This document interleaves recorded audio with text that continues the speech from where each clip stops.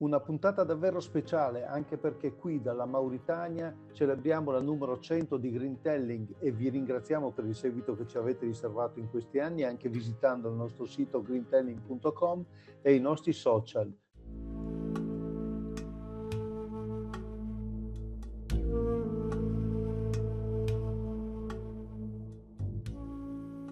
Come vedete sono nel deserto, e per la precisione sono nel deserto della Mauritania, ovvero questo paese africano, islamico, che si sta aprendo al turismo sulla costa occidentale, appena sotto il Marocco, circa 5 milioni di abitanti, 90% del territorio è nel deserto, e per questo vi presentiamo questi deserti, questi luoghi che sono unici. State con noi, sigla.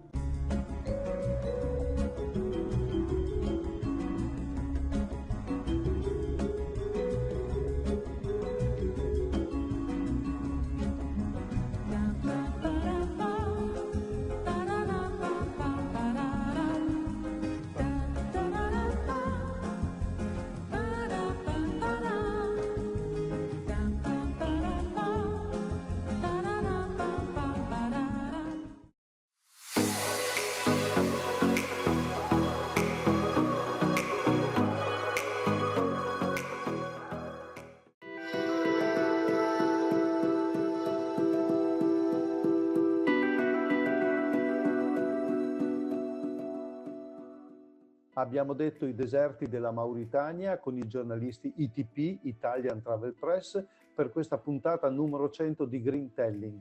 Ambienti straordinari e difficili, ci aiuterà a conoscerli Ahmed Nih, giovane guida locale, al quale subito chiediamo dove ci troviamo ora. So here today we are in Azwega. Azwega is one of the most famous oases in Mauritania, and it's full of palm trees, and as you can see the whole valley is full of palm trees used for cultivating dates, and all the villagers, all the people living in the village are all working at the season of Getna, which is the season of dates.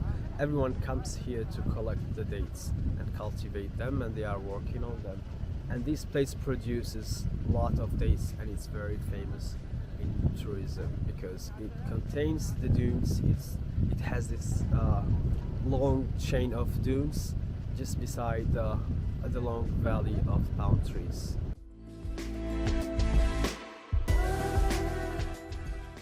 Continuerà il nostro viaggio africano ITP in Mauritania. Nel frattempo, linea a Luca Bellotti per il suo sottolineato.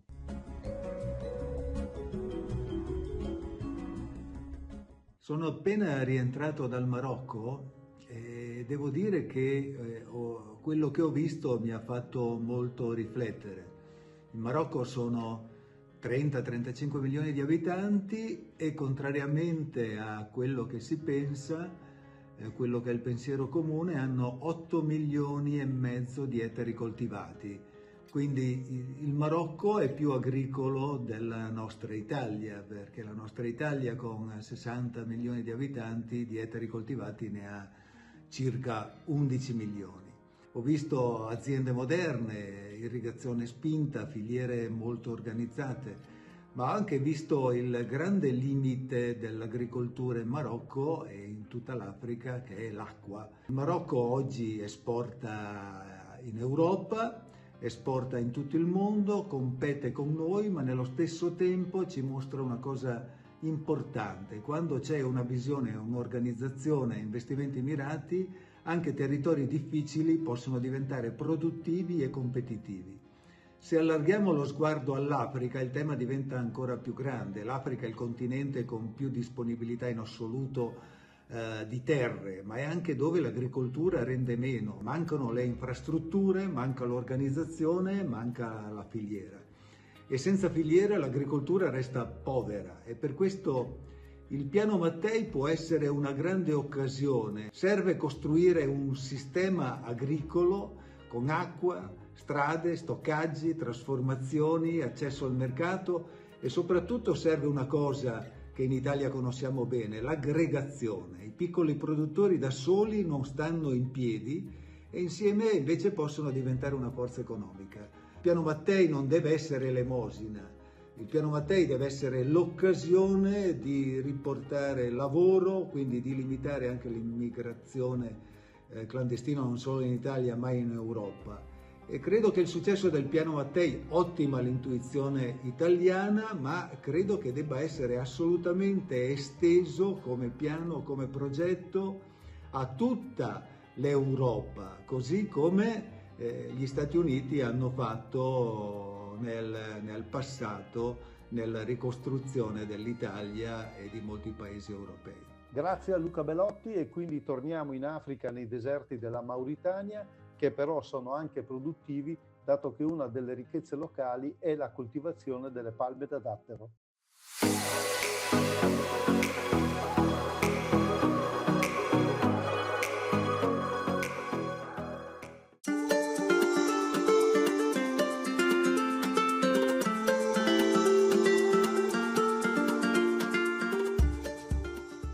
Ahmed, dove siamo qui?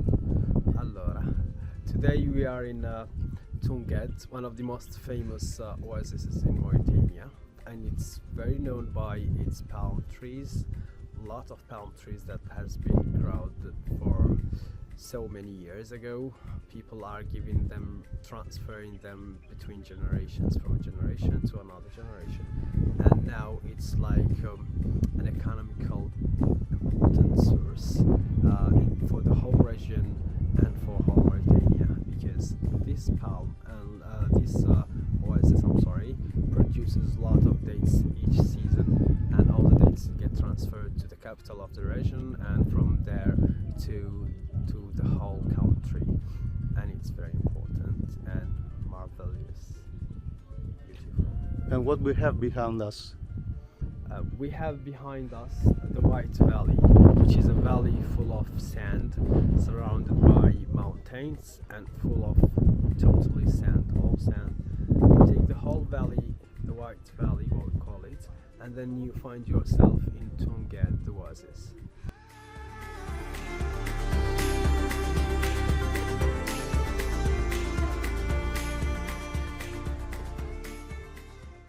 Lasciamo per un attimo i colori chiari e struggenti del deserto mauritano per passare ad un interessante tema, ovvero il rapporto tra agricoltura e turismo, ben interpretato oggi dai territori nazionali, a cominciare dal sud.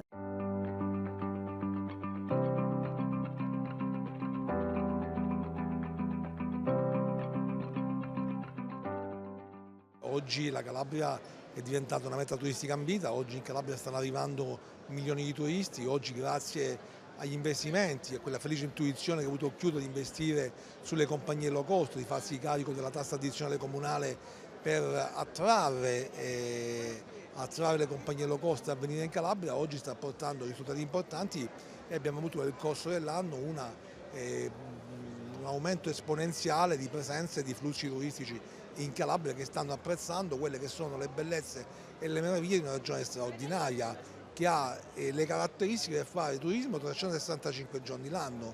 Non parliamo solamente del periodo estivo, quindi i nostri 800 km di costa, le nostre 23 bandiere blu, ma parliamo della ciclovia dei parchi, parliamo dei parchi archeologici, parliamo dei siti culturali religiosi, parliamo dell'enoturismo, e siamo qui a vedere la dimostrazione dell'attenzione che c'è nei confronti della Calabria. Una Calabria che sta crescendo, un percorso ormai avviato del quale non si può assolutamente e non si deve tornare indietro. Quale Calabria va ancora mostrata?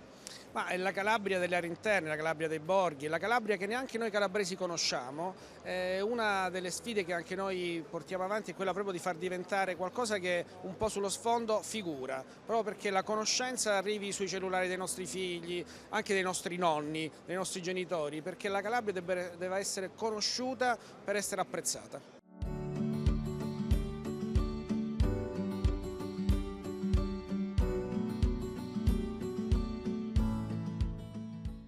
Quello che per noi è importante è cercare di trasmettere alle persone non solo il vino, ma anche quello che sta intorno, quindi l'azienda, l'essenza e l'anima del territorio dell'Etna, che è veramente ricco di storia e di cultura, e chi sta dietro l'azienda, chi sta dietro i vini che beviamo, che assaggiamo e che degustiamo. Quindi abbiamo tantissime missioni in corso, alcune già aperte al pubblico, altre in arrivo, tra cui per esempio retreat yoga nelle vigne, in cui appunto riconnettersi con la natura, non soltanto tramite il vino ma anche tramite il proprio corpo e la propria mente, format di degustazioni al silenzio, per cui si può veramente ascoltare il ritmo della natura e le proprie percezioni del vino, e poi in un secondo momento anche ascoltare e avere una conversazione condivisa sul vino che si è assaggiato, e anche alcune esperienze di degustazione con osservazione delle stelle, grazie anche alla presenza di un astrologo. Cerchiamo sempre di mantenere questo contatto moltissimo tra la natura e i vini che produciamo. Veniamo da un'area benedetta, da un'area proprio vocata, Marsala in provincia di Trapani, quindi estrema Sicilia occidentale. Si estendono veramente ettari ed ettari di vigneti, le cantine sono veramente ad ogni angolo. Abbiamo voluto creare questo matrimonio, questo connubio, fra due proprio vitigni che rappresentano appieno soprattutto la nostra Sicilia occidentale. Il catarratto rosso, quindi il Perricone, e il catarratto lucido, che è la nostra eccellenza in termini di vino bianco. Ed è sempre più importante anche la parte dell'enoturismo, che grazie alla quale appunto gli appassionati, ma anche solamente i curiosi possono anche avvicinarsi al mondo del vino.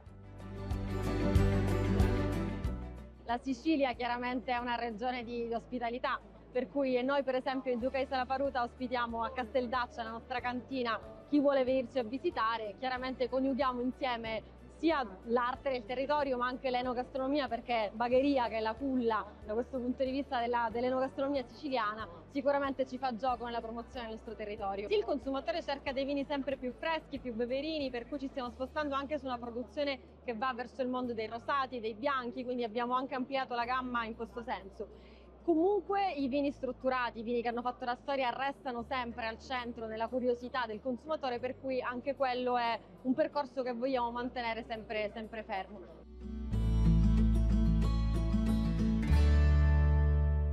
Splendido il territorio siciliano come i suoi prodotti ed i suoi vini, anche se, a causa dei cambiamenti climatici, è a rischio desertificazione. Notazione che ci porta a ritornare alla Mauritania, dove però il deserto offre anche meraviglie come questa. Vediamo.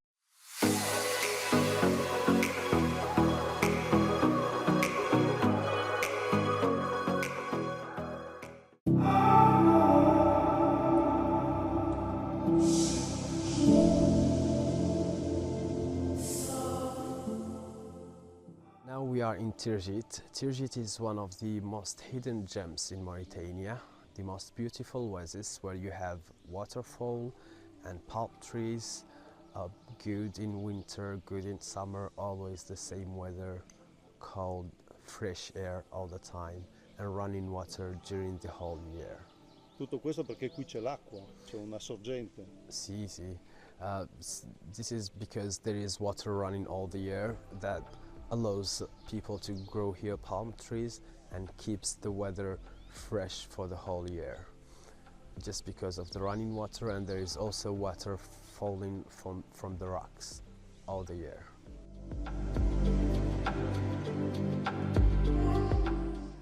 Torniamo ai temi agricoli, in Italia, per parlare di latte, settore di punta tra luci e ombre.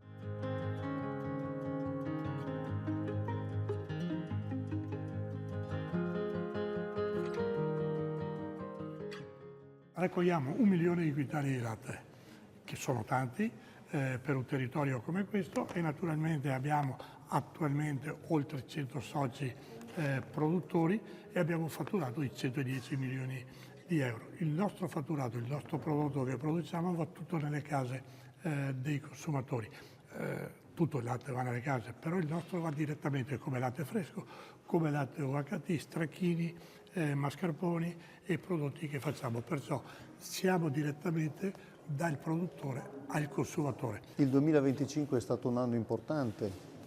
È stato un anno che non saprei neanche come definirlo, perché è partito in maniera eccezionale per poi arrivare durante la metà dell'anno con una sopravproduzione di latte che non era neanche prevista. Abbiamo avuto più latte, si è chiuso in maniera soddisfacente per la tenuta dei nostri dei nostri allevamenti perché ne avevamo bisogno dopo anni di scarsa redditività. Adesso affrontiamo il 2025. Parliamo del 2026 chiaramente. Stiamo parlando del 2026, stiamo parlando di quello che è il procedere per quanto riguarda, perché tutto questo? Perché noi quando ci fermiamo, abbiamo finito il 2025, siamo subito pronti a girare pagina, l'allevatore deve pensare che deve seminare, deve raccogliere, deve avere il prodotto per i propri animali per tutto l'anno. Questo è il pensiero di un allevatore. Poi abbiamo anche le preoccupazioni che ci stanno arrivando da un'Europa sempre più difficile e più burocratica, un'Europa che sta tassando i concimi, dicono che il prodotto, la materia organica degli azioni degli animali sono inquinanti e dove invece sono dei fertilizzanti usati in maniera equa per quanto riguarda le nostre produzioni, perché noi produciamo per il consumatore. Questo è il messaggio che noi diamo ai consumatori. Per chiudere un sorriso e una piacevolezza, la casatella, il vostro prodotto DOP. Allora, quando ci mettiamo davanti una casatella, ma vorrei dire a dei DOP, ma la casatella in maniera particolare perché è trevigiana in tutto, dalla produzione, dai foraggi, dagli allevamenti e naturalmente dalla trasformazione, allora tutte le malinconie ti passano. Ed è un momento piacevole di essere e ti dà la voglia di continuare perché stiamo producendo un'eccellenza. In questo momento ci sono molte guerre in atto, ma anche in Italia, quella del latte per esempio tra il Veneto e la Lombardia. La sola provincia di Brescia, volevo precisare, fa più latte del Triveneto. Questo per dare un'idea di quanto la produzione si stia concentrando. Questo esubero di produzione sta portando a un sistema distorto nel quale c'è chi ne approfitta.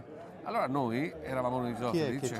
Chi se ne approfitta? Gli industriali lombardi sicuramente, cioè industriali che disdicono il latte il 31 dicembre per poi andarlo a ricomprare a prezzo del latte spot. Ma a questo punto mi chiedo... Cioè a un prezzo più basso? A un prezzo bassissimo, un prezzo che parliamo anche addirittura sotto ai 20 centesimi, tanto per dare l'idea di quanto valeva il latte in determinati momenti. Ricordiamo cos'è il latte spot. Il latte spot è quel latte di contratto giornaliero. Qual è la soluzione? La soluzione io non la vedo la soluzione, nel senso che abbiamo dato modo a queste aziende di essere talmente forti da poter venire a imporre i loro prezzi. In questo momento stanno in cooperativa perché effettivamente andranno a fare una concorrenza leale alle cooperative che stanno comportandosi sotto il punto di vista etico nella maniera migliore per quello che riguarda il territorio. Il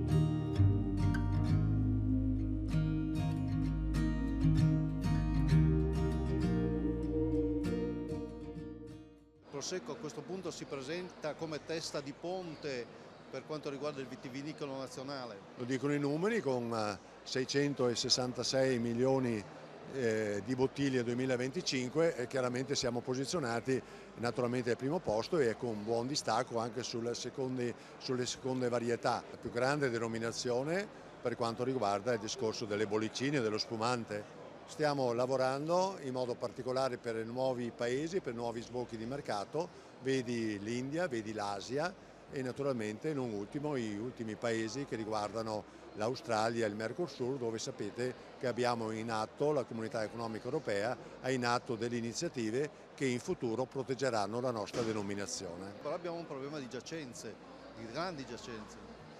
Il Prosecco per il momento non ha problemi di giacenza perché il prodotto 2024 che è stato imbottigliato nel 25 è stato tutto esaurito, tant'è vero che è stato necessario un anticipo di data per immissione del mercato di un mese, quindi il prodotto è stato praticamente tutto imbottigliato e naturalmente messo in commercio. Per quanto riguarda altri vini, sì, c'è questa difficoltà, un po' di giacenza, ma è dovuto naturalmente a un momento internazionale dove non è di più proficui, no? Conosciamo tutti la situazione che si sta trascinando da qualche anno, quel conflitto in centro Europa e oggi si aggiunge il problema del Medio Oriente. A questo si aggiunge un po' un'economia in stagnazione che ci auguriamo al più presto naturalmente riprenda la sua marcia di positività.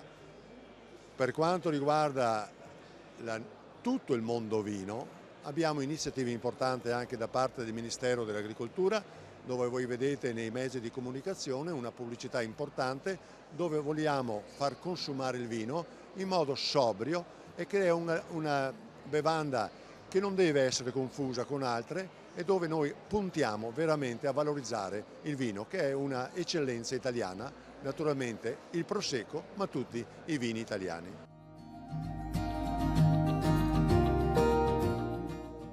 A Vinitaly 2026 non solo vino, vero Daniele Salvagni? Noi siamo qui per presentare il premio di Soldoro a Redoro.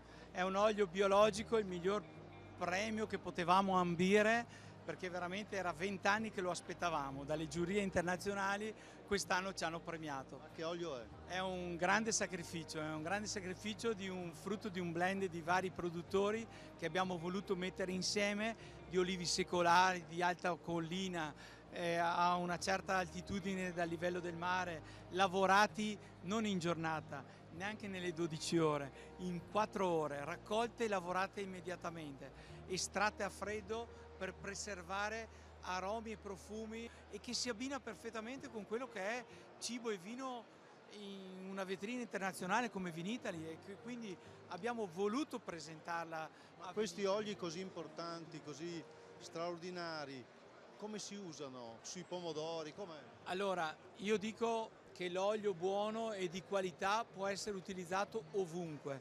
L'unica cosa è la parte economica, sono oli un po' costosi, quindi va utilizzato a crudo. Poi tenete presente che i profumi, gli aromi dell'olio sono al naturale, quindi c'ha il punto fumo più alto in assoluto l'extravergine e ci mantiene perfetti anche da un punto di vista salutistico. È fondamentale cucinare con l'extravergine. Per terminare, tu sei anche stato il presidente nazionale degli olivicoltori italiani, allora ci puoi dire come possiamo riconoscere un grande olio, un olio italiano di grande qualità? Allora, innanzitutto guardiamo la densità, mettiamolo su un piatto e vediamo quanto scorre. Con più è denso, più è lavorato a freddo e quindi vuol dire lavorazione importante e attenta. La seconda cosa, sentiamolo al profumo. L'olio di qualità deve sapere di un frutto fresco d'oliva, fragrante. E la terza cosa, fondamentale, non deve avere nessun difetto, quindi nell'immediatezza si deve sentire il profumo fresco dell'oliva. Quindi ovunque siate nell'Italia, assaggiatevi gli oli del territorio perché siamo un'eccellenza che ci invidia il mondo.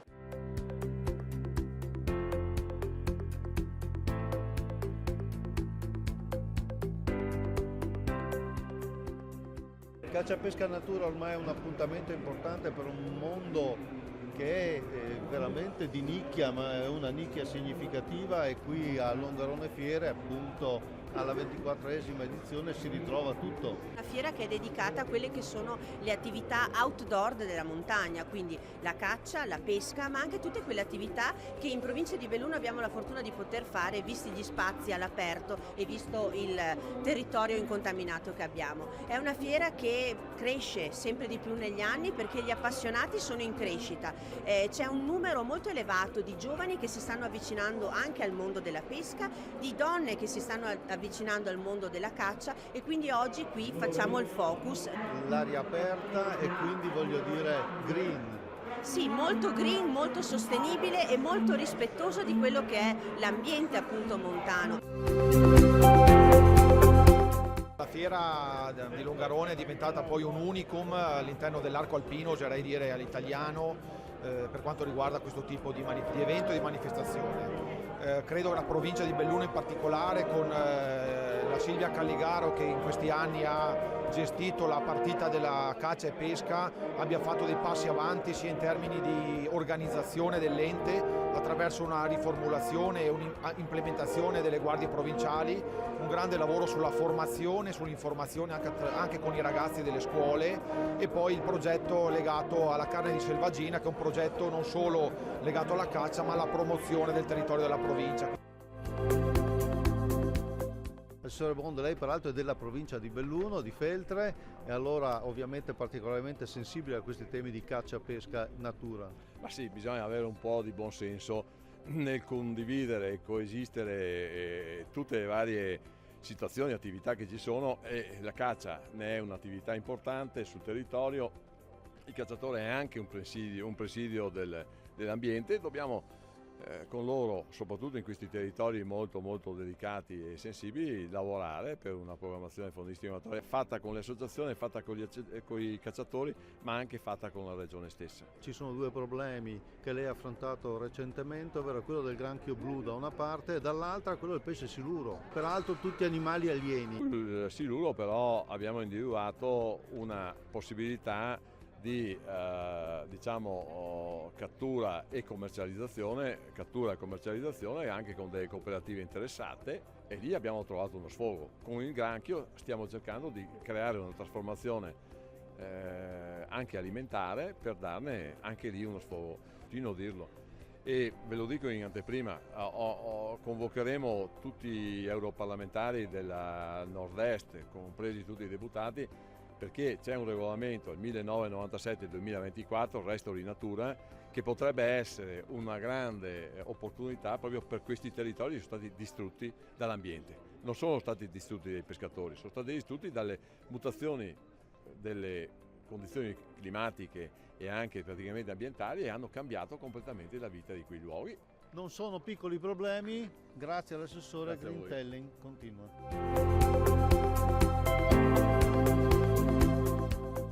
Ed ora l'approfondimento del direttore dell'Informatore Agrario, il più importante giornale di agricoltura italiano.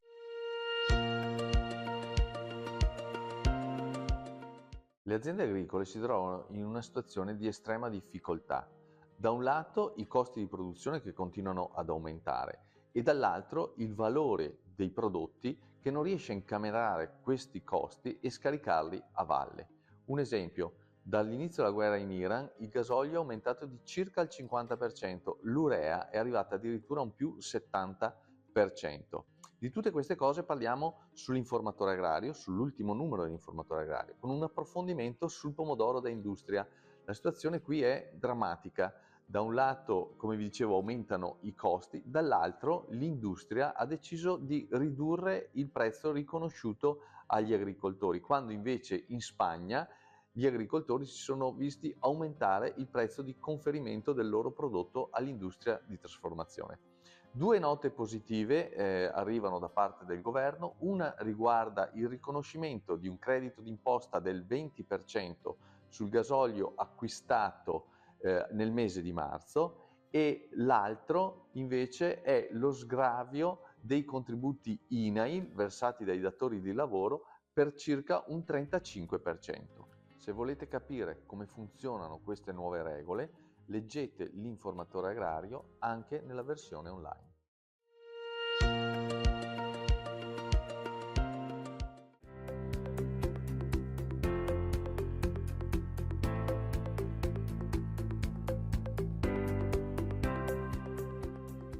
Siamo sempre a Longarone Fiere per Caccia Pesca Natura. Le organizzazioni si mettono insieme e fondano Fondazione Una. Cos'è? Fondazione Una nasce nel 2015, mette insieme mondi diversi, il mondo agricolo, il mondo venatorio, il mondo della ricerca scientifica, il mondo ambientalista, su progetti comuni per la difesa dell'ambiente, la tutela della biodiversità e la gestione del territorio. Abbiamo come soci fondatori alcune delle principali associazioni venatorie nazionali, il Comitato Nazionale Caccia Natura e l'Università di Urbino. Nel corso dei 10 anni e più di nostra attività abbiamo raccolto tanti partner importanti sul territorio, come Coldiretti, Federparchi, solo per citarne alcuni, ma siamo presenti all'interno anche di organismi internazionali come la UCN, che è il più grande organismo internazionale che si occupa di tutela dell'ambiente. Perché diciamolo, non è interesse dei cacciatori, dei pescatori distruggere l'ambiente. Assolutamente no, un esempio di questo è proprio il progetto che noi facciamo, che si chiama Paladini del Territorio, uno dei nostri progetti più longevi.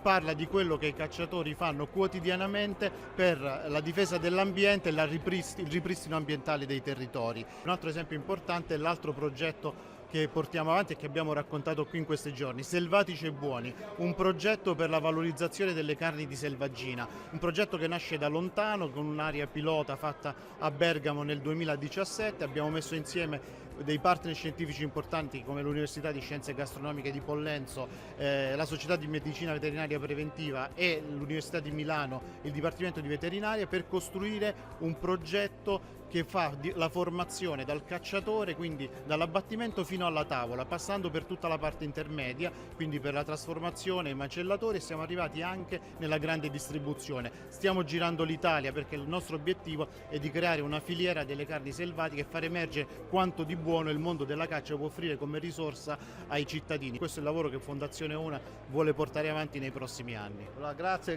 al segretario generale di Fondazione Una. Green Telling continua.